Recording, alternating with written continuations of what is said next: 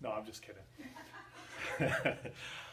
Hello, everybody. It has been 1 week since I've made a commitment to myself, my family, and my patients that I was going to get down to my ideal body weight, which is 185 pounds in just a few months. Now, it's been 1 week, and I have lost 8.5 pounds in just 1 week. Wow.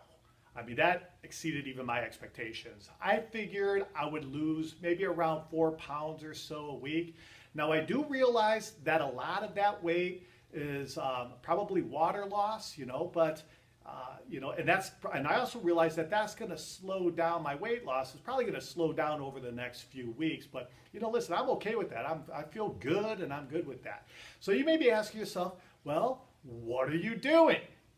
Well, I started thinking, maybe it's not so much the type of food that we eat, okay, but more importantly, how we're eating them. You see,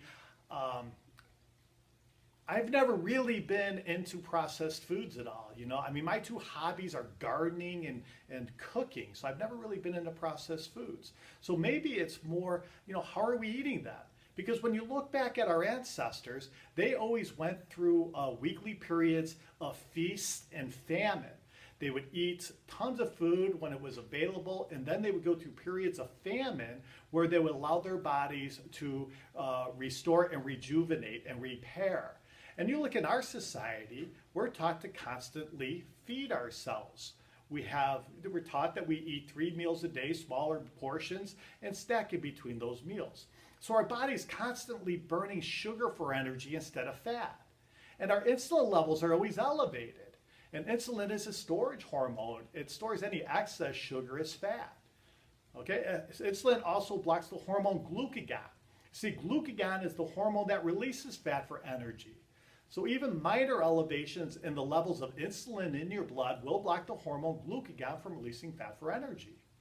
So what I've been doing over the past week is what's called intermittent fasting. Now, don't freak out, okay? It's not what you think where you need to have the pains of starvation. That's not what I'm doing. Because I don't like pain, okay? I'm not going to do something like that.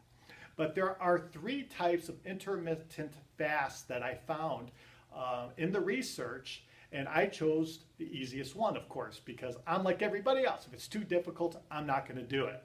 So next time we get together, I'm going to explain to you the 3 types of intermittent fasts and the one that I chose to do and the process to go through behind that, okay? Thank you very much.